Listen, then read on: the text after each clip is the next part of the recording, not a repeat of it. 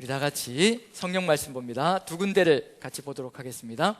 창세기 3장 17절부터 19절까지 보고요, 그리고 4장 8절부터 12절까지 창세기 3, 4장을 같이 보도록 하겠습니다.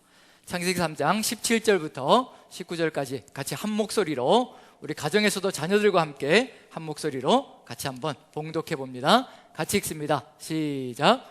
아담에게 이르시되 내가 내 아내의 말을 듣고 내가 내게 먹지 말라 한 나무의 열매를 먹었은즉 땅은 너로 말미암아 저주를 받고 너는 내 평생에 수고하여야 그 소산을 먹으리라.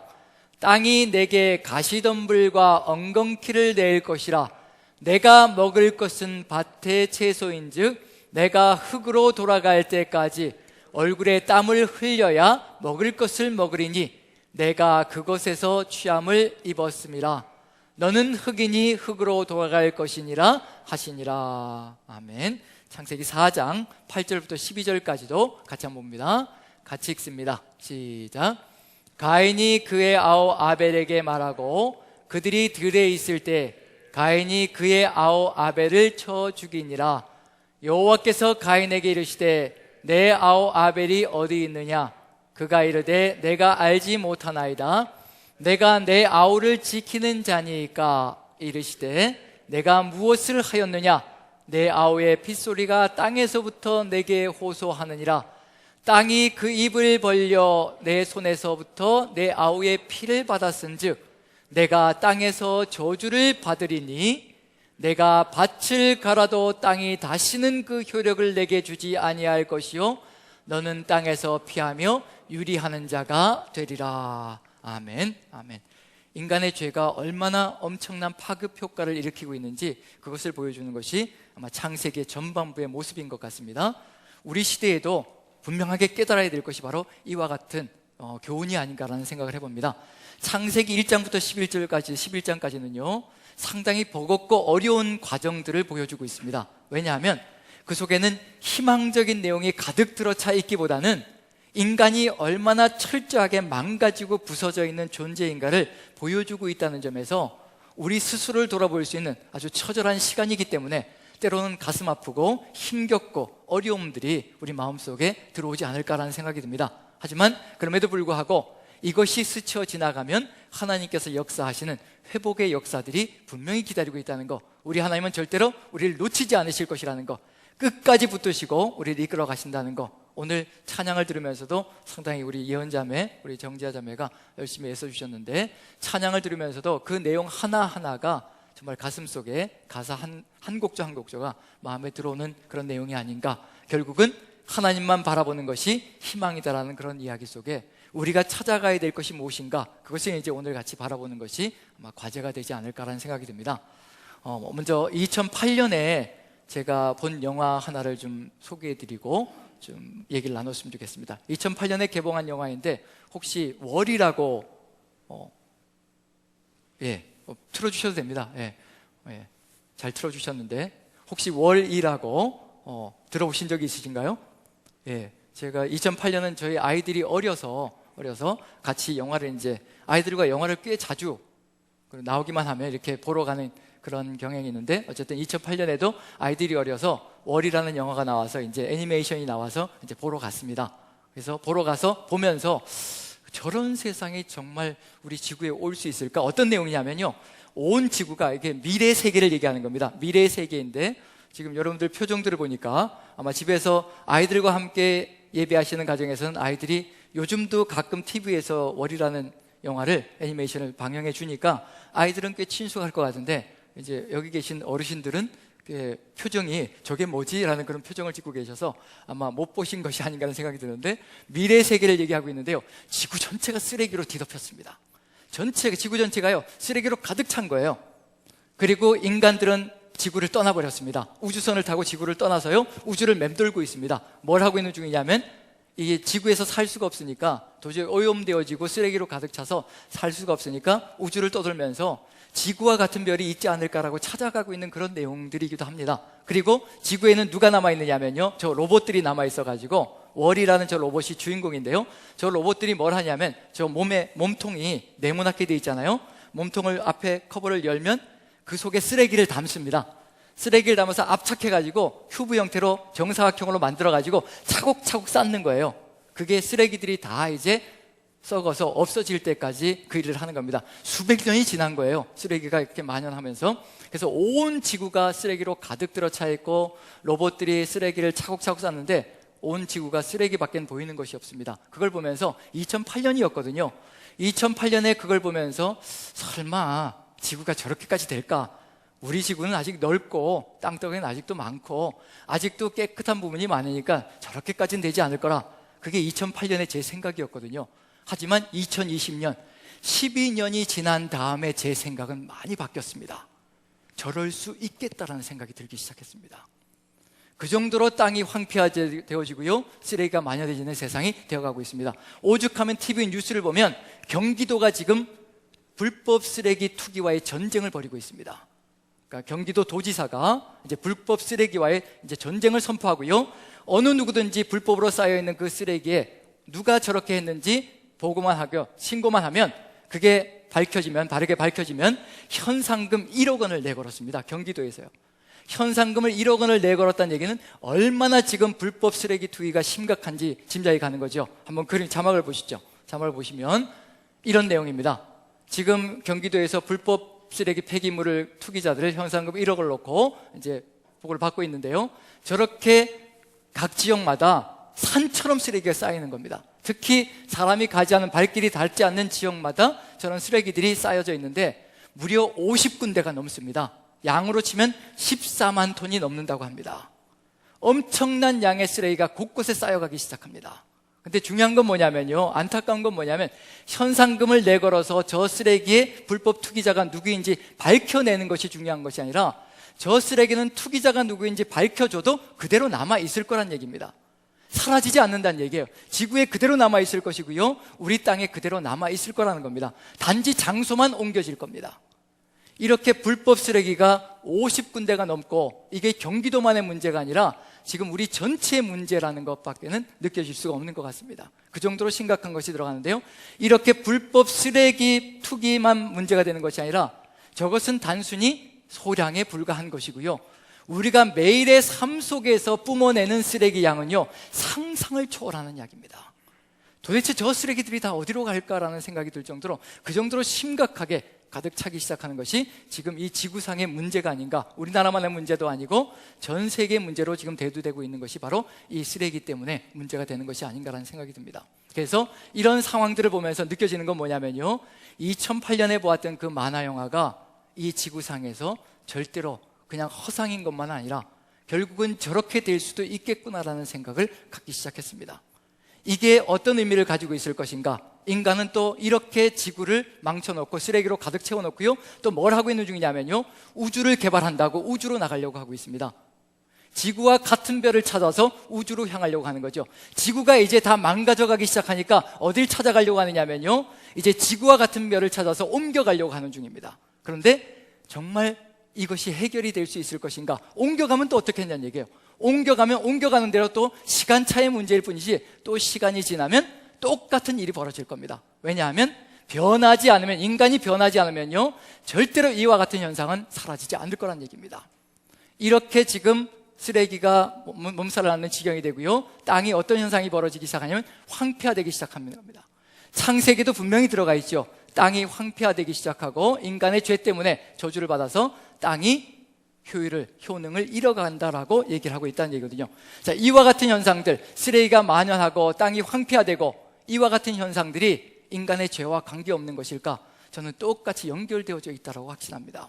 창세기의 내용과 절대로 무관하지 않고요, 창세기의 내용과 똑같이 연결되어져 가고 있다는 것을 우리가 깨닫는다면 지금 우리의 삶 속에서 해결해야 될 것이 무엇이고, 또 우리가 최선을 다해서 교훈을 받고 살아가야 될 길은 무엇인가, 하나님께서 가르쳐 주시는 그 길을 따라가지 않는다면 절대로 이것은 해결되지 않을 것이라는 것, 그리고 더 심각한 현상으로 나아갈 것이라는 것은 분명합니다. 자, 창세기를 보면요, 인간의 죄가 만연해 가는데 3장과 4장의 비교를 통해서 보면 어떤 느낌이 드느냐면요, 인간의 죄가 3장에 나와 있는 죄와 4장에 나와 있는 죄, 즉 아담과 하와가 하나님께 불순종해서 저지른 죄가 있고요, 3장에. 그 다음에 창세기 4장에는 가인이 아벨을 죽이는 사건이 들어가 있습니다. 어떤 면에서 보면 이 두 이야기가 다른 이야기처럼 느껴지는데 본질적으로는 동일한 이야기를 하고 있습니다. 동일한 죄의 이야기를 하고 있는 중이고요, 동일한 죄인데 죄가 성장해 나가고 있다는 것을 보여주는 아주 생생한 모습들이 아닌가 생각이 듭니다. 한번 보죠. 비교를 해보는데요, 3장과 4장을 비교를 해보는데 죄가 어떤 모습으로 연결되어 가고 있는가, 그리고 어떻게 성장해 가고 있는가, 그걸 한번 보는 겁니다. 자, 3장을 보시면 이건 저번 주에 했던 내용입니다. 3장 16절 같이 한번 읽어보죠. 같이 시작. 너는 남편을 원하고 남편은 너를 다스릴 것이라. 그래서 이렇게 남편을 원하고 남편은 다스려야 되는 것, 죄가 들어옴으로 말미암아 남녀 간의 사랑도 이렇게 왜곡되어지고 굴절되어진다는 것, 서로가 서로를 집착하는 그런 일들이 벌어진다는 것, 그게 드러났고요. 그것이 4장으로 넘어가 어떻게 연결되어지는가, 4장 7절 한번 같이 한번 읽어봅니다. 4장 7절 같이 시작. 죄가 너를 원하나 너는 죄를 다스릴지니라. 이제 여자가 남자를 원하고 남자가 여자를 원하는 그 집착과도 같은 그 애착이 어디에 적용된다는 얘기냐면요, 바로 창세기에서 죄가 이제 우리에게 들러붙어서 떨어지지 않으려고 하는 그런 현상이 벌어지고 있다는 겁니다. 그 얘기는 뭐냐면 죄는 성장한다는 얘기입니다. 절대로 죄는 그대로 머물러 있지 않고요, 계속해서 확대되어지고 계속해서 심각하게 변화되어져 간다는 것을 그대로 보여주고 있는 중입니다. 그래서 죄는 이렇게 변화되어져 가고 있고요, 그 다음에 3장 17절 18절 보시면요, 땅이 그 죄로 인해서, 인간의 죄로 인해서 어떻게 3장에는 변화되었고 그 다음에 더 성장하는 것은 무엇인가 한번 비교를 해보죠. 3장 17절 18절 보시면요, 같이 한번 봅니다. 시작. 땅은 너로 인하여 저주를 받고 평생에 수고하여야 그 소산을 먹고 땅은 가시덤불과 엉겅퀴를 낼 것이라. 땅과 인간은요 절대 떨어지지 않습니다. 하나로 연결되어져 있습니다. 인간이 죄를 저지르면 그 죄의 현상은요 땅에 그대로 드러나게 되어 있습니다. 그게 바로 죄의 심각성이라는 겁니다. 땅이 저주를 받는다는 것, 인간이 죄를 저지를 때마다 땅도 역시 마찬가지로 동일하게 황폐화되어져 간다는 겁니다. 저주를 받아서요, 그전에는 수고하지 않아도 먹고 살 수가 있었습니다. 얼마나 행복한 시절일까? 아무것도 입지 않아도 되고 그저 지나가면서 과일들만 따먹어도 어떻게 할 수 있느냐면요, 생활을 여기에 나갈 수가 있고 살아갈 수 있다는 겁니다. 우리 모두가 다 그렇게 사는 겁니다.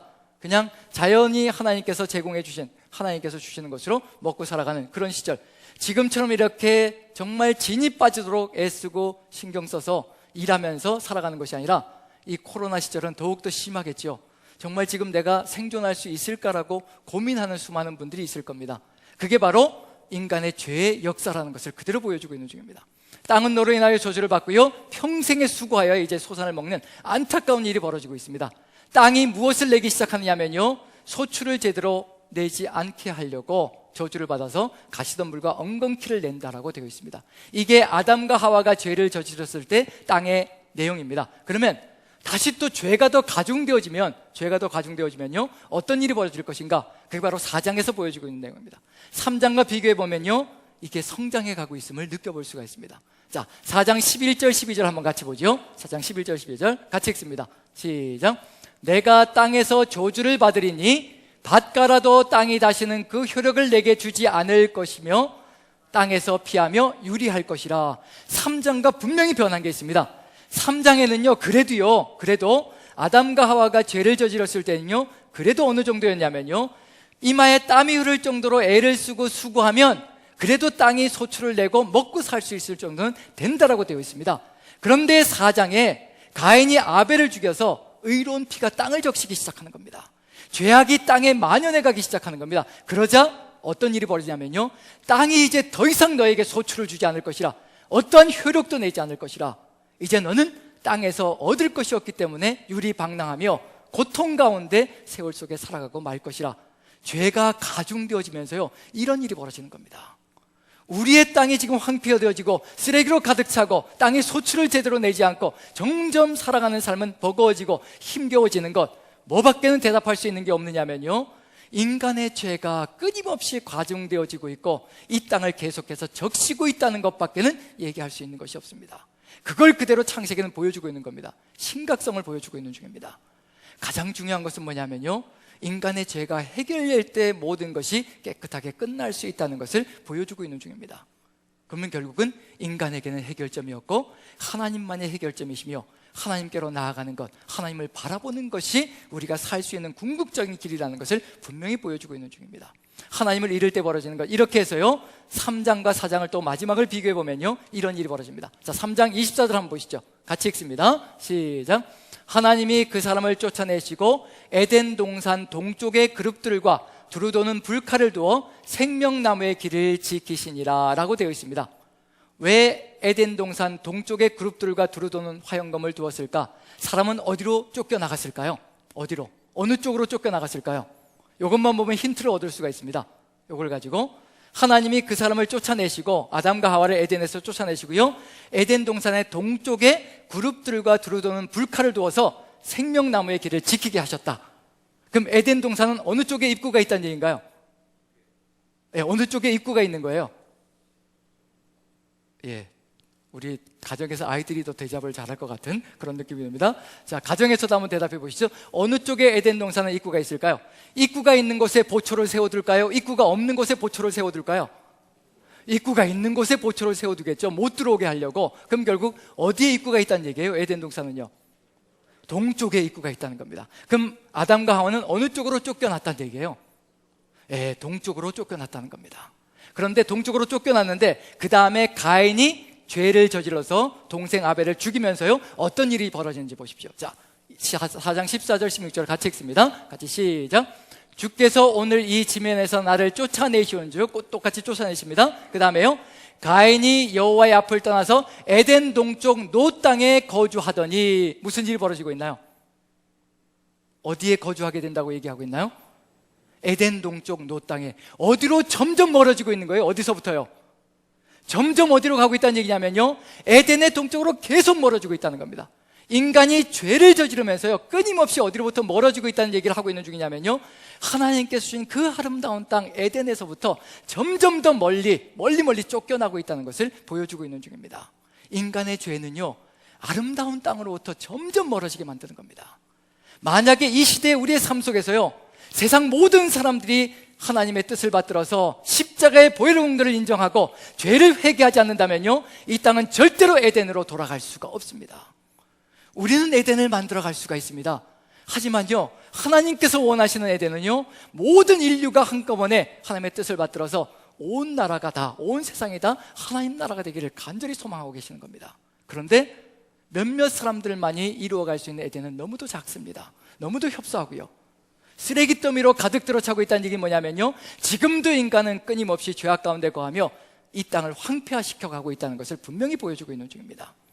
여기서 유리하며 방랑하는 자가 될 것이라, 인간의 삶이 땅에서 이와 같은 삶이고, 유리하며 방랑한다는 얘기는 뭐냐면요 누구로부터 떠나서 유리하며 방랑하는 것인가? 하나님이 없이 살아가는 삶이 바로 유리하는 삶이 될 것이고요 그것이 바로 무너지는 삶이라는 것을 그대로 보여주고 있는 중입니다. 가인이 여호와의 앞을 떠나서 에덴 동쪽 노 땅에 거주하더니, 아니 유리하고 방랑하는 자가 될 것이라고 했는데 뭐라고 얘기하고 있나요? 어디에 거주했다고 되어 있나요? 노 땅에 거주했다고 되어 있는, 정착한 거죠. 그럼 이건 잘못된 건가요? 제대로 살아가고 있는 중인가요? 하나님께서는 분명히 법을 주시길, 명령을 주시길, 징계를 하시길, 이제 땅에서 유리하며 피하는 자가 될 것이라. 유리는 분명히 방랑하는 삶을 살아가는 겁니다. 그런데 가인이 노 땅에 거주했다라고 되어 있습니다. 그리고 심지어는 성두쌓았다라고 되어 있습니다. 이 노시라는 단어가 유리라는 단어와 히브리어 단어로 같은 단어입니다. 그럼 결국 노 땅이라는 단어 자체가 뭐냐면요 히브리어로 유리하는 자의 땅이라는 뜻입니다. 같은 단어거든요. 그런 점에서 아무리 인간이 성을 쌓고 살아도요 모든 것을 철벽같이 쌓고 살아도 하나님이 없이 하나님을 떠난 사람은요 항상 유리하고 방랑하는 인생이 될 수밖에 없다는 것을 그대로 처절하게 보여주고 있는 것이 바로 창세기 내용 속에 들어가 있습니다. 우리도 하나님 없이 살아가면 그와 같은 인생을 살아갈 수 있다는 것을 얘기하고 있는 중입니다. 그리고 지금도 땅이 황폐화되어져 가고 있는 것, 이 안타까운 현상들이 도대체 어디에서 기인되고 있는 것인가? 창세기 3장과 4장을 가지고 비교해보면요 저는 분명하고 확신 있게 얘기할 수 있습니다. 인간의 죄 때문에 불법 쓰레기 투기가 끊임없이 넘쳐나고 우리의 삶 속에서 쓰레기가 넘쳐나는 삶을 살아가고 있는 것이라는 것, 우리가 해결해야 될 것이 무엇인가? 누구에게로 나가야 될 것인가? 지금도 땅은 황폐화되어져 가고 있습니다. 분명합니다. 그건 분명합니다. 쓰레기 때문도 막지만요 하지만 우리의 죄악 때문에 이 땅은 계속해서 저와 같이 황폐화되어져 가고 있습니다. 한번 비교를 해보죠. 어떻게 황폐화되어져 가고 있는지. 땅이 너에게 효력을 내지 않을 것이라 분명히 얘기했거든요. 가인에게 이제 더 이상 땅이 너에게 효력을 주지 않을 것이라, 생산량이 이제 없을 것이라, 그런 얘기를 하고 있는 중이거든요. 자, 그런데 우리가 살아가는 삶의 여정 속에서도요, 1950년과 2000년을 한번 비교해 보겠습니다. 도표가 있는데요, 한번 도표를 보여주시죠. 1950년과 2000년입니다. 1950년에 야채들의, 채소들의 영양가 분석한 표와요, 2000년에 영양가를 분석한 표를 보면 땅이 끊임없이 황폐화되어져 가고 있다는 것을, 되고 있다는 것을 그대로 역력하게 느껴볼 수가 있습니다. 자, 1950년과 2000년을 비교해보는데 양파를 한번 보시죠. 양파를 보시면, 제가 무슨 주부도 아닌데 이런 것까지 해야 되나 싶은데, 이렇게 변해가고 있다는 걸 한번 느껴보자는 겁니다, 세상이. 자, 양파를 보는데 비타민 B2가 50년, 즉 1950년과 2000년을 비교할 때 약 2분의 1이 감소되었다고 얘기합니다. 그 다음에 시금치를 보시면요, 더 심각합니다. 철분이요, 시금치는 철분으로 유명하거든요. 시금치에 들어가 있는 그 철분이 약 6분의 1이 감소되었다고 합니다. 그 다음에 당근은요, 비타민 A가 약 3분의 1 감소되었다고 하고요. 그 다음에 고구마는 철분이 약 10분의 1, 고구마가 굉장히 심각한 타격을 받고 있다는 느낌이 있는데 철분이 10분의 1이 감소되고, 감자가 철분이 약 5분의 1이 감소되고요. 그 다음에 호박이 비타민 A가 약 3분의 1이 감소합니다. 불과 몇 년이냐면요, 불과 50년 상간에 이런 일이 벌어지고 있습니다. 2000년이었으니까 지금 우리는 2020년을 살고 있습니다. 우리는 70년의 상간인 거죠. 자, 70년 전에 1950년대에는요, 시금치 한 단만 먹으면 됐었는데, 시금치 한 단에 들어가 있는 영양가를 우리 시대에 지금 2020년에 얻기 위해서는요, 6단을 먹어줘야 된다는 얘기예요. 6단 어떻게 드실 수 있겠어요? 똑같은 양을 얻기 위해서 6단을 먹어야 된다. 거기에 덧붙여서 고구마는 더 심각합니다. 고구마는 전에 1950년엔 한 개 먹으면 되는 것이 지금 우리는 몇 개 먹어야 되는 거예요? 10개 먹다가 배 터져 죽을 수도 있습니다. 이런 일이 벌어지고 있다는 얘기입니다. 이게 왜 이런 일이 벌어지고 있는 중인가? 땅이 효력을 상실한다는 얘기입니다. 끊임없이 벌어지고 있다는 얘기예요. 그게 창세기에서만 벌어지는 일이 아니라 지금도 우리의 삶 속에서 벌어지고 있는 일들이라는 얘기입니다. 어떻게 이것을 회복해 나갈 수 있을 것인가? 그게 지금 우리에게 주어져 있는 과제란 얘기입니다. 하나님의 말씀은 우리에게 해결점도 제시해 주고 있다는 점에서 우리가 말씀 속에 최선을 다하여 우리의 삶을 가져가야 된다는 것이 이유가 거기에 들어가 있을 겁니다. 자, 이제 누구의 이야기를 볼 것이냐면요, 이삭의 이야기를 보려고 합니다. 이삭의 이야기 속에 의외의 사건들이 들어가 있습니다.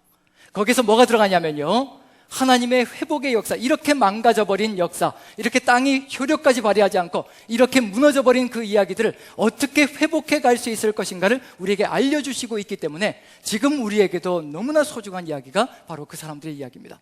자, 이삭의 이야기라고 하는 거 보니까 누구의 이야기가 벌써 지나간 건가요? 이삭의 이야기라고 하는 거 보니까 누구의 이야기는 지나간 거죠? 왜? 이삭의 아버지인 아브라함의 이야기는 넘어갔다는 얘기입니다. 아브라함이 무엇으로 유명한 것인가? 무엇으로 유명하지요? 죄송합니다. 무엇으로 유명한가요? 아브라함의 하나님을 향한 철저한 순종이죠. 누구만 바라보고 살았다는 얘기냐면요, 하나님만 바라보고 살며 하나님의 말씀을 철석같이 믿으며 그 말씀대로 행하며 살았던 삶이 아브라함의 삶의 모습이라는 겁니다. 그 아브라함의 이야기 다음에 이삭의 이야기가 펼쳐지는데, 이삭의 이야기 속에 어떤 내용이 들어가 있는가? 그러면 순종이, 즉 불순종이 이러한 죄악된 길을 걸어가면서 땅을 황폐화시키고 모든 것을 다 망가뜨렸다면 하나님을 향한 철저한 순종이 무엇을 회복시켜가는가? 그게 이제 우리가 봐야 될 내용입니다. 그게 바로 창세기가 우리에게 보여주고 있는 내용입니다. 그리고 궁극적으로 우리가 가야 될 사명의 길, 바로 거기에 있다는 거. 그래서 창세기 26장에는요 축복의 이야기, 이삭이 축복을 받는 이야기가 들어가 있는데 한번 창세기 26장을 봅니다. 1절부터 6절까지 한번 보죠. 먼저 1절부터 3절까지 한번 봅니다. 1절부터 3절까지. 이걸 읽노라면요, 방금 창세기 3장과 4장에서 읽었던 것과 어떤 차이점이 있는지 보시라는 얘기예요. 성경을 읽을 때는 그런 것을 보면서 하나님의 역사가 어떻게 움직여가고 있는가, 하나님이 어떻게 우리를 회복시켜가고 있으신가, 그걸 이제 느껴보자는 얘기입니다. 자, 1절부터 3절까지 같이 한번 읽어봅니다. 같이 시작. 아브라함 때에 첫 흉년이 들었더니 이삭이 그랄로 가서 블레셋 왕 아비멜렉에게 이르렀더니 여호와께서 이삭에게 나타나 이르시되 애굽으로 내려가지 말고 내가 내게 지시하는 땅에 거주하라. 이 땅에 거류하면 내가 너와 함께 있어 내게 복을 주고 내가 이 모든 땅을 너와 내 자손에게 주리라. 내가 내 아버지 아브라함에게 맹세한 것을 이루어. 여기까지만 봅니다. 여기까지만 먼저 봅니다. 자, 여기서 보시면요, 벌써 창세기 3장과 4장과 엄청나게 많은 것이 변해져 있다는 것을 느껴볼 수가 있습니다. 뭐냐면요, 창세기 4장에서 분명히 하나님께서 말씀하셨습니다. 가인에게요, 형제를 죽인 가인에게, 하나님의 뜻을 거역한 가인에게 하나님께서 말씀하셨습니다. 땅이 더 이상 너에게 효력을 내지 않을 것이고 너는 땅에서 방랑하며 유리하는 자가 될 것이라. 땅에서 끊임없이 유리하는 자가 될 것이라. 그런데 그 하나님께서, 동일하신 하나님께서요, 이 땅에 거주하라라고 명령을 내리십니다. 정착하라라고, 이제 움직이지 말라라고, 더 이상 어디로 방황하지 말라라고 명령을 내려주십니다. 이젠 여기서 머물러서 내가 원하는 삶을 살아가라. 그리고 창세기 3장 4장에는요, 인간의 죄 때문에 땅이 저주를 받았다고 되어 있습니다. 저주라는 단어가 끊임없이 용솟음 쳤던 것이 바로 창세기 3장과 4장의 모습이었습니다. 그런데 이 땅에 거주하라, 정착하라고 명령하시고요, 내가 너에게 복을 줄 것이라고 선언하고 계십니다. 저주가 무엇이 되었다는 얘기냐면요, 축복으로 바뀌고 있다는 얘기입니다. 도대체 어떻게 이런 일이 벌어지기 시작할까? 그전에는 모든 것이 뒤바뀌었었는데 이제 역전되는 상황이 펼쳐지는 겁니다. 하나님께서 이제 정착하라 하시고 움직이지 말라 하시고 그 다음에 너에게 이곳에서 복을 주시겠다라고 약속해 주신다는 겁니다. 뭔가 바뀌었습니다. 뭔가 바뀌었습니다. 그런데 정착하라고 하시고 복을 준다고 하시는데 어떤 시절이냐면요, 1절입니다. 제가 다시 한번 읽어보겠습니다. 아브라함 때의 첫 흉년이 들었더니 그 땅에 또 흉년이 들매 이삭이 그랄로 가서 블레셋 아비멜렉에게 이르렀더니. 아브라함 때의 흉년이 들었을 때 아브라함이 어디로 내려갔던가요? 애굽으로 내려갔지요. 애굽은 사시사철 나일강이 흘러내립니다. 그래서 가뭄을 느끼지 않는 곳이 바로 애굽 땅이라는 장소입니다.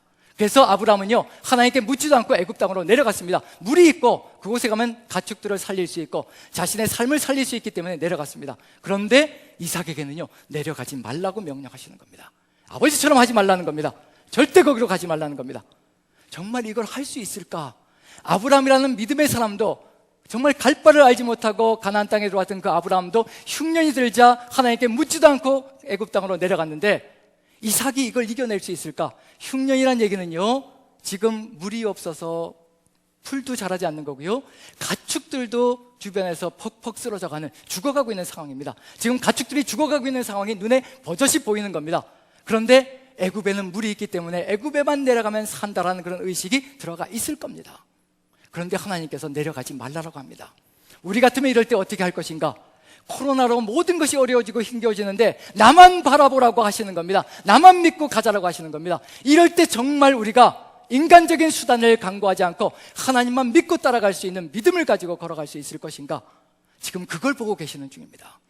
이삭에게 그 흉년의 때 짐승들이 죽어가고 있는 그 상황 속에서, 가족들의 평안까지도 다 위협받고 있는 그 상황 속에서 지금 이삭이 정말 이 명령을 지켜나갈 수 있을 것인가? 그리고 이 뜻을 이루어갈 수 있을 것인가? 그게 지금 숙제로 주어져 있는 겁니다. 3장까지는 분명히 뭐라고 되어 있냐면요, 이제 정착하라, 내가 너에게 복을 줄 것이라. 그런데 어떻게 해야만 이 복을 누릴 수 있느냐면요, 정착해야만, 하나님의 말씀을 따라 거기에 머물러 있어야만 하나님께서 주신 복을 누릴 수가 있습니다. 하지만 내려가면 모든 게 끝장나는 겁니다. 하나님의 말씀 따라 살 것인가 살지 않을 것인가, 수많은 위기 상황은 우리에게 늘 펼쳐지게 되어 있습니다. 그 상황 속에서 지금 이러한 변화들, 정착이 일어나기 시작하고요, 거기에 덧붙여서 복으로, 저주가 복으로 바뀌기 시작합니다. 이게 어떻게 가능하게 되었을까? 이삭의 힘으로는 절대 이루어지지 않을 것인데요, 그게 바로 5절, 3절, 4절, 5절 같이 한번 읽어봅니다. 4절, 5절. 자, 같이 읽습니다. 4절, 5절 같이 시작. 내 자손을 하늘의 별과 같이 번성하게 하며 이 모든 땅을 내 자손에게 주리니 내 자손으로 말미암아 천하 만민이 복을 받으리라. 이는 아브라함이 내 말을 순종하고 내 명령과 내 계명과 내 율례와 내 법도를 지켰음이라 하시니라. 왜 네가 정착해야 되고 내가 왜 너에게 복을 주려고 하는지 여기서 정답이 드러나는 겁니다. 누구 때문이라고 분명히 얘기하고 있는 중이냐면요, 5절에 답이 들어가 있습니다. 너의 아버지 아브라함이 내 말에 순종하고 내 명령을 따라서 내 계명과 내 율례와 내 법도를 온전하게 다 지켜냈다. 너의 아버지의 순종이 모든 것을 바꾸고 있다라고 얘기해 주시는 겁니다. 분명히 창세기 3장에는요, 아담과 하와가요, 하나님의 명령에 불순종해서 저주가 들어오기 시작했고요, 땅이 망가지기 시작했습니다. 불순종은 모든 것을 망가뜨리게 되어 있습니다. 하나님과의 관계가 끊어지는 그 순간에 모든 것이 철저하게 망가지는 역사가 펼쳐지는 겁니다. 그런데 아브라함의 이야기가 모든 역사를 뒤바꾸기 시작합니다. 역전시켜 나가기 시작하는 겁니다. 그게 뭐냐면요, 바로 하나님의 명령 따라서 어떠한 삶의 정황에서든지 그 명령을 그대로 지키며 이루어 나갈 때 세상이 달라진다는 겁니다. 이게 지금 우리에게 하나님께서 부여해 주시는 교훈이라는 겁니다. 지금 이 순간에도 모든 사람들이 하나님의 뜻을 받들어서 걸어간다면 세상은 더 이상의 황폐화의 길을 걸어가지 않을 것이고요, 쓰레기, 불법 투기로 몸살을 앓는 일도 없을 겁니다. 하나님의 뜻을 따라간다면요, 우리만 따라가는 것이 아니라 한 사람이라도 더 하나님의 뜻을 따라가는 이 아브라함과 같은 신앙으로 연결되어 가는 그 삶을 살아간다면요, 이 세상은 정말 분명하게 달라질 겁니다. 아브라함 한 사람의 순종이 역사를 바꾸기 시작합니다. 한 사람의 순종이 역사를 바꾸고 있다는 얘기는 뭐냐면요, 우리 모두가 순종한다면 이 세상은 분명히 달라지게 되어 있습니다. 하나님은 그걸 기대하시고 우리를 불러내셔서 우리 주님의 사람으로 이끌어 가시고 계시는 중입니다. 부르셨다는 얘기는 뭐냐면요, 단순히 부르심으로 인하여 구원받은 삶을 누리라는 것이 아니라 이제 구원받았으니 이 순종의 삶을 가지고 세상을 뒤바꾸라고 우리를 불러내신 겁니다. 바로 아브라함이 그 역할을 했던 것이고요, 우리도 그 뒤를 따라가고 있는 중입니다. 지금 아브라함이 이 순종하고 이 내용들 5절에 나와 있는 내용이요, 언제 아브라함이 하나님의 분류와 계명과 법도와 그런 모든 것들 명령을 지켰을까? 하나님의 말씀 따라서 사는 삶이 이 모든 것을 다 지킨다는가 하면, 저 단어들은 다 어디에서 나오는 단어냐면요, 신명기에 나오는 단어들입니다. 내 법도와 율례와 계명과 명령과. 그런데 아브라함은 하나님의 말씀대로 살고 나니까요, 신명기는 아브라함 뒤에 주어지는 거거든요. 신명기에 나와 있는 그 모든 내용들을 이미 아브라함은 삶으로 다 지킨 사람이 되어버리는 겁니다. 즉 하나님의 법을 다 지킨 사람의 원조가 되는 것이 바로 아브라함의 삶의 이야기라는 것을 그대로 보여주고 있는 중입니다. 자, 이제 이삭이 뭐만 하면 될까요? 이제 누구의 뒤만 따라가면 되는 거예요. 누구의 뒤만?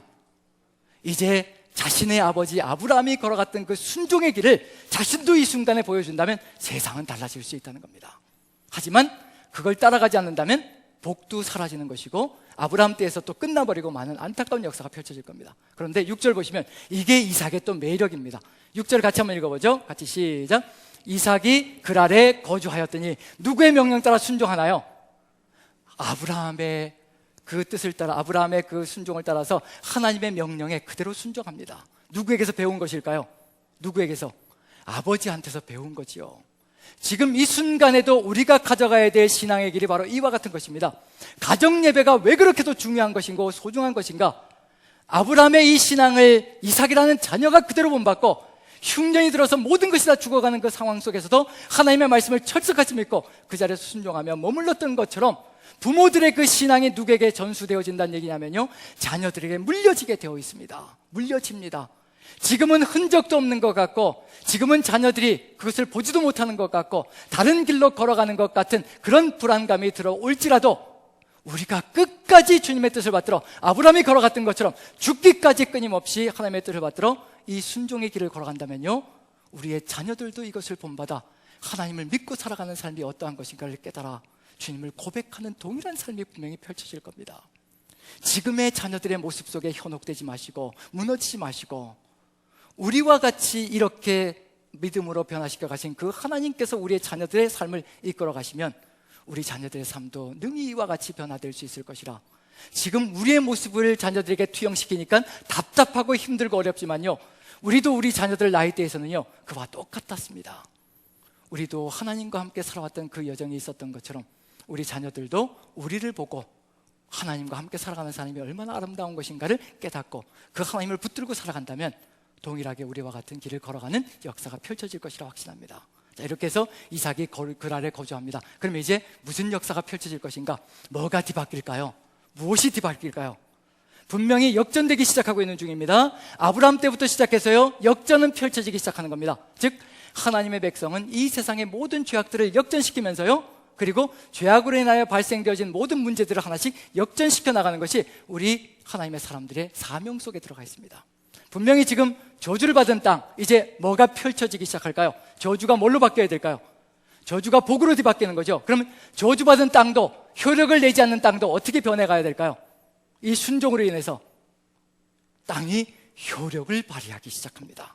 이삭의 이야기 속에 왜 이 이야기가 들어가 있을까? 우연이 아닙니다. 절대로 우연이 아닙니다. 하나님께서 보란듯이 보여주고 있는 중입니다. 효력을 잃었던 그 땅이 어떻게 효력을 발생하고 다시 한 번 더 새로운 부흥이 일어날 수 있을 것인가, 그걸 보여주는 겁니다. 이삭의 이야기 26장의 다음 부분을 좀 보여주시죠. 12절부터 봅니다. 왜 이삭의 이야기 속에 농사 지었다는 이야기가 나타날까?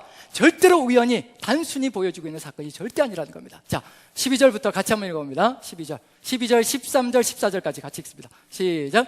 이삭이 그 땅에서 농사하여 그의 100배나 얻었고 여호와께서 복을 주심으로 그 사람이 창대하고 왕성하여 마침내 거부가 되어 양과 소가 때를 이루고 종이 심이 많았으므로 브레스 사람이 그를 시기하여. 자, 이것만 보면 왜 이삭의 이야기 속에 유독 이 이야기가 들어가 있을까? 12절입니다. 12절.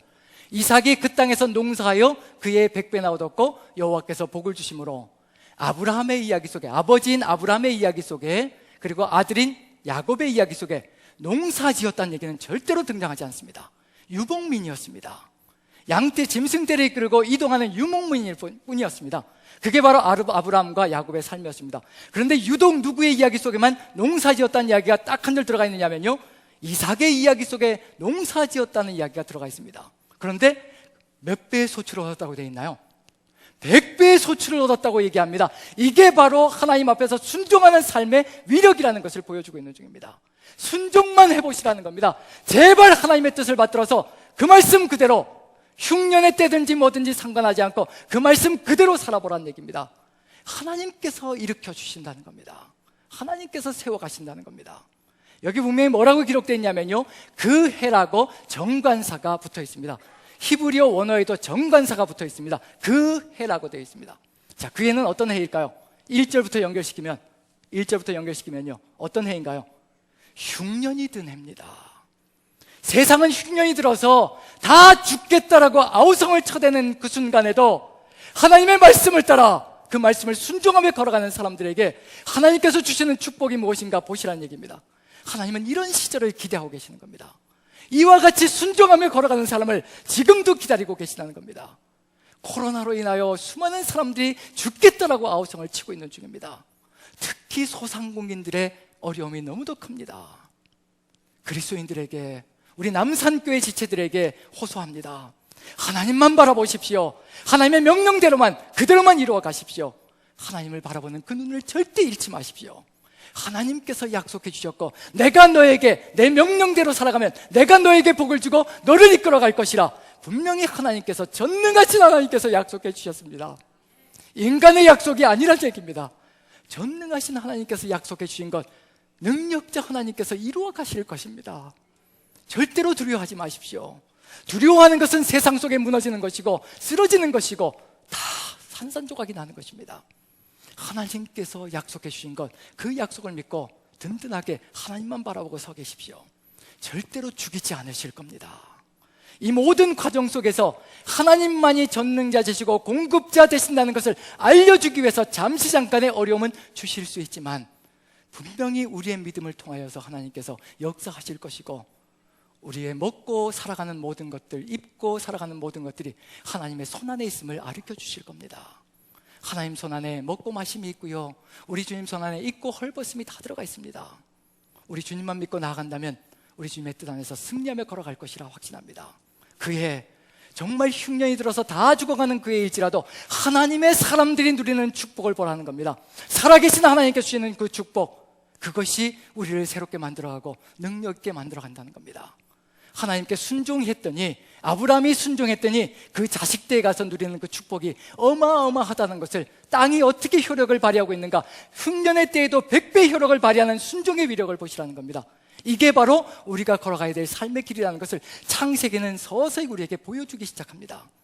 1장부터 11장까지가 죄악으로 가득 들어차서 고통스럽게 절규하며 읽을지 모르겠지만요, 12장부터 우리는 아브라함을 만나면서요, 어떤 회복이 기다리고 있을 것이며 어떤 인생의 역전이 기다리고 있는가, 그것을 이제 우리 하나님은 역력하게 우리에게 보여주시고 시작하고 있다는 겁니다. 이삭의 이야기 속에 그의 100배의 소출을 얻었다, 분명히 땅이 회복되는 길이 있다는 겁니다. 어떻게 회복되는 것인가? 어떤 화학 비료를 써서도 절대로 회복될 수가 없습니다. 인간의 능력으로는요 절대 이 땅 회복시킬 수 없습니다. 누구에게 나아가야만 이 땅 회복될 수 있느냐면요, 오직 전능하신 하나님만 붙들어야 이 땅이 회복될 수 있다는 것을 분명히 보여주고 있는 중입니다. 왜냐하면 흉년의 때임에도 불구하고 하나님께서 이삭을 붙드시고 그 땅에서 효력을 발휘하게 하셔서 100배의 소출을 얻게 하셨다는 것, 하나님이 하시는 일이라는 겁니다. 그리고 분명히 뭐라고 되어 있냐면요, 12절 보면 이삭이 그 땅에서 농사하여 그의 100배나 얻었고 여호와께서 복을 주심으로. 누가 복을 주시냐면 하나님께서 주시는 겁니다. 하나님의 손에 있는 겁니다. 우리가 죄를 저지르면 저주가 밀려 들어오지만 우리가 순종하는 그 순간에 하나님의 손에 있던 복들이 쏟아져 내려온다는 것을 우리가 믿고 확신하며 걸어가야 될 길이 있습니다. 자, 그렇다면 이제 우리가 가야 될 길은 뭐냐면요, 나만 이렇게 땅이 회복되어지고 나만 이렇게 축복받으면 끝인가? 이게 우리 그리스도인의 삶이 된다면요, 이것처럼 안타까운 일이 없습니다. 나는 축복받았으니 됐다, 내 땅은 회복되었으니 됐다, 이렇게 살아간다면요, 나는 구원받았으니 되었다, 나는 이제 구원받았으니 나는 누리고 살자, 이런 안타까운 일이 벌어지는 겁니다. 이삭의 이야기는 거기서 멈추지 않습니다. 100배의 소출을 누리고 수많은 복을 누리고 있지만요, 거기서 멈추지 않고요, 더 진도를 나갑니다. 이게 우리가 가야 될 삶의 길입니다. 이삭 한 사람만의 삶에서 땅이 회복되는 것이 아니라요, 복이 회복되는 것이 아니라 인류 전체의 삶 속에서 땅이 회복되어지고 축복이 회복되어지기를 간절히 소망하는 것이 바로 우리 하나님의 갈망 속에 들어가 있습니다. 누구처럼 살아야 된다는 얘기냐면요, 세상 모든 사람들이 다 아브라함과 이삭처럼 살아가야 된다는 것을 얘기하고 있는 중입니다. 그래서 그 다음에 이야기가 펼쳐집니다. 자, 14절부터 다시 한번 읽어보죠. 14절부터요. 같이 읽습니다. 14절부터 같이 시작. 양과 소가 떼가 이르고 종이 심이 많으므로 블레셋 사람이 그를 시기하여 그 아버지 아브라함 때 그 아버지의 종들이 팥 모든 우물을 막고 흙으로 메웠더라. 아비멜렉이 이삭에게 이르되 내가 우리보다 크게 강성한 즉 우리를 떠나라. 이게 세상 사람들의 삶의 방식입니다. 자기보다 더 잘되고 자기보다 더 용상하고 나는 가뭄이 들어서 흉년이 들어서 이렇게 절절하게 힘든데 쟤는 왜 저렇게 잘 될까? 힘을 모아가지고 뭘 하느냐면요, 자기 사람들 것을 빼앗으면 되는 줄 알고 빼앗아 가지면 자기 것이 되는 줄 알고 빼앗고 있는 중입니다. 이게 세상의 방식입니다. 이 세상의 방식을 바꿔가게 하는 것, 그게 바로 우리의 삶 속에 들어가 있습니다. 이삭의 이야기는 뭘 하고 있는 중이냐면요, 하나님께서 주신 그 축복들을 어떻게 하고 있나요? 빼앗기고 있는 중인가요? 양보하고 있는 중인가요? 아비멜렉이 쫓아내는 겁니다.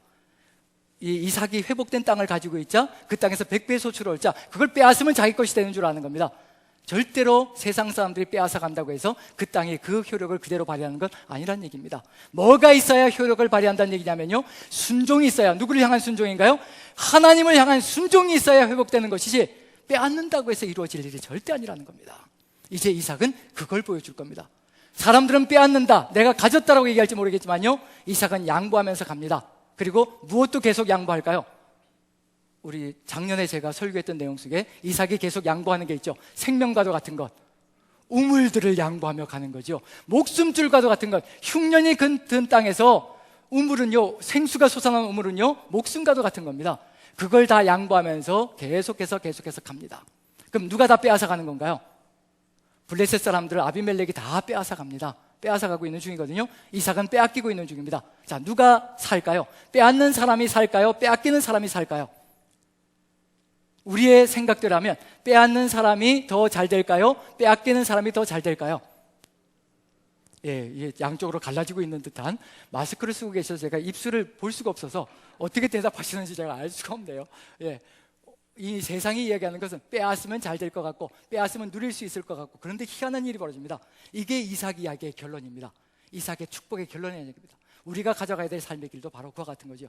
빼앗기고 양보하고 갔는데 더 잘 돼야 될 사람은 누구냐면요, 아비멜렉과 블레셋 사람들이거든요. 그런데 누가 누구를 찾아오는지 보시라는 얘기예요. 그게 바로 하나님과 함께하는 사람의 위력이라는 겁니다. 한번 26절을 봅니다. 26절 한번 보시죠. 26절 같이 읽습니다. 26절 같이 시작. 아비멜렉이 그 친구 아웃삿과 군대 장관 비골과 더불어 그랄에서부터 이삭에게 온지라. 누구도 데리고요, 군대 장관도 데리고 오는 거예요. 이삭을 쓸어버리려고 오는 것이 아니라요, 다른 목적 때문에 오는 겁니다. 군대 장관도 있다는 얘기는 어느 정도냐면요, 이미 왕권이 확립되어져 있고 든든하게 확립되어져 있고 자기가 호령하면 언제든지 움직일 수 있는 군대가 준비되어져 있다는 겁니다. 거기에 비하면요, 이삭은 일개 족장으로서요 가족을 이끌고 다니는 부족장일 뿐입니다. 아비멜렉이 마음만 먹으면요, 군대를 보내서 한 번에 쓸어버리면 이삭은요 아무것도 남지 않는 것이 바로 이삭의 삶입니다. 그게 바로 아비멜렉과 이삭의 비교라는 겁니다. 군대 장관까지 대동하고 오는 거예요. 그 정도 위력을 가지고 있는 아비멜렉이 이삭을 찾아오는 겁니다. 다 빼앗았거든요. 자기가 갖겠다고 다 빼앗은 겁니다. 그런데 27절 이걸 한번 보십시오. 이삭이 이렇게 얘기합니다. 같이 읽습니다. 시작. 이삭이 그들에게 이르되 너희가 나를 미워하여 나에게 너희를 떠나게 하였거늘 어찌하여 내게 왔느냐. 나를 쫓아낼 땐 언제고 이제 왜 나를 찾아왔느냐. 큰 소리 치는 거죠. 우리가 큰 소리 칠 때가 올 겁니다. 세상 사람들을 향해서요, 우리가, 예수 믿는 우리가, 즉 하나님을 위하여 목숨을 내어놓는 우리가 지금은 조롱거리처럼 느껴질지 모르겠지만요, 언젠가는 하나님을 믿는 그 믿음으로 인하여 우리가 세상을 향하여 호령하는 날이 올 겁니다. 그 다음에 28절을 보시죠. 이럴 때입니다. 같이 한번 읽어봅니다. 시작. 그들이 이르되 여호와께서 너와 함께 계심을 우리가 분명히 보았으므로 우리 사이에, 곧 우리와 너 사이에 맹세하여 너와 계약을 맺으리라 말하였노라. 아비멜렉이요, 군대 장관까지 대동하고 가서요, 이삭에게 무릎을 꿇고요, 우리와 계약을 맺자라는 겁니다. 우리와 계약을 맺자. 너와 계약을 맺어야 우리가 살 수 있을 것 같다. 이유는 딱 한 가지입니다. 뭔가요? 무엇 때문에 이렇게 군대 장관까지 대동하고 와서 왕이 호령하는 왕이 이삭에게 와서 계약을 맺자라고 이렇게 절절매고 있는 중일까요? 이유가 뭘까요? 분명히 여호와께서 너와 함께 계심을 우리가 분명히 보았다는 겁니다. 여호와께서 너와 함께 계심을 우리가 분명히 보았다는 겁니다. 우리의 위력은 어디에서 나오느냐면요, 하나님께서 함께 하시는 것 속에서 우리의 위력이 드러나게 되어 있습니다. 다 빼앗겨도 좋습니다. 세상이 다 빼앗아가도 좋습니다. 한 가지만큼은 절대 빼앗기지 마십시오. 우리가 믿는 그 하나님만큼은 절대 포기하지 마시라는 겁니다. 그 하나님께서 역사하신다는 겁니다. 세상 사람들의 눈에, 아비멜렉과 같은 세상 사람의 눈에요, 이삭이라는 존재가 너무도 신기한 겁니다. 우리가 다 빼앗았는데, 땅도 빼앗고 우물도 빼앗고 다 빼앗았는데, 저놈의 자식은 이상한 게, 신기한 게, 빼앗으면 빼앗을수록 왜 이렇게 잘 되냐는 얘기예요. 더 번성하냐는 얘기예요. 더 큰 장소에서 더 번성하고 더 소출이 많아지고 희한하다는 얘기죠. 그래서 보는 겁니다. 제 뒤에 뭔가가 있다는 것을 보기 시작하는 겁니다. 두려워지기 시작하는 겁니다. 군대를 보내도 절대로 그건 문지를 수 없을 것이라. 누가 함께 하고 있다는 얘기냐면요, 전능하신 하나님께서 함께 하시는 것을 보았기 때문에 우리와 너희 사이에 계약을 맺자라는 겁니다. 너와 계약을 맺지 않으면 네가 믿는 그 하나님 때문에 우리가 죽을 수도 있다라는 그런 절박감으로 다가오는 겁니다. 우리가 살아가야 될 삶이 바로 이와 같은 삶입니다. 세상이 우리를 향해서 달려오게 만드는 겁니다. 무엇을 통해서 이뤄가느냐면요, 다 빼앗겨도 상관없습니다. 다 양보해도 상관없습니다. 하나님을 믿는 그 믿음을 우리가 끝까지 고수하며 주 예수 그리스도의 이름으로 생명줄까지 내어놓고 죽기까지 충성하며 걸어갈 때 세상 사람들이 살아계신 하나님의 역사를 볼 수 있다는 겁니다. 우리가 그 일을 이뤄낼 때 세상 사람들이 누구에게로 달려오느냐면요, 우리에게로 달려온다는 겁니다.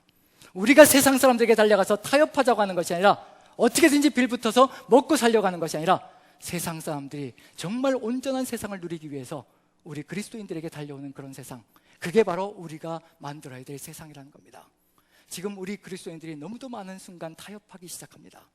세상 사람들에게 달려가서 뭐라도 하나 얻어먹으려고 그 사람 손을 잡고 부정과 비리 속에서 들어가는 것이, 불구덩이 속에도 들어가는 것이 안타까운 그리스도인의 삶의 모습이 되어 있습니다. 이삭의 모습을 통해서 우리가 봐야 될 건 뭐냐면요, 하나님께 함께하는 그 삶, 하나님께 순종하는 삶을 통하여서 땅이 회복되어지고 축복이 회복되어지며 역사가 달라질 수 있고 세상의 모든 것이 역전될 수 있다는 것을 우리에게 알려주고 있는 중입니다. 우리가 살아가야 될 삶의 길도 바로 이와 같습니다. 주님의 뜻을 따라가며 그 말씀 그대로 순종하며 걸어갈 때 일으키실 그 역사를 바라보며, 그리고 또 우리를 통하여서 믿지 않는 사람들까지도 하나님이 누구이신가를 깨달아감을 말미암아 하나님을 만나게 되고 체험하게 되고 고백하게 되고, 너와 하나님이 함께 하신다는 것을 내가 분명히 보았다라고 그런 고백을 듣는 삶을 살아간다면요, 우리도 성공적인 삶을 살아가고 있는 중입니다. 그러할 때 세상은 달라질 것이고요, 그러할 때 세상은 이 황폐한 땅까지도 회복되어지는 역사로 나아갈 것입니다. 우리의 과제들, 숙제들, 이삭이라는 존재가 아브라함이라는 아버지의 순종을 따라서 걸어감으로 이렇게 역전된 세상을 맞이했던 것처럼 지금 우리에게 주어져 있는 과제라면 단 한 가지일 겁니다. 아브라함의 그 순종을 완전하게 이 땅 위에서 완전하게 성취해내신 분, 십자가 지시기까지 모든 것을 내어놓고, 자신의 모든 것을 다 내어놓고 하나님의 뜻을 받들어 순종하셨던 우리 구주 예수 그리스도의 그 삶을 우리가 이제 따라가는 것, 그 삶이 이루어진다면 세상도 달라지는 역사, 그리고 황폐화되었던 세상이 아름답게 회복되어져 가며 축복의 역사가 회복되는 그런 길이 열려갈 것이라는 것을 믿고 확신하며, 우리 모두가, 가정에 있는 여러분들 모두, 여기 계신 모든 분들이 다 그 주님의 뜻을 받들어 순종하며 헌신하며 나아가는 삶의 길이 되시기를 간절히 축원드립니다. 기도하겠습니다.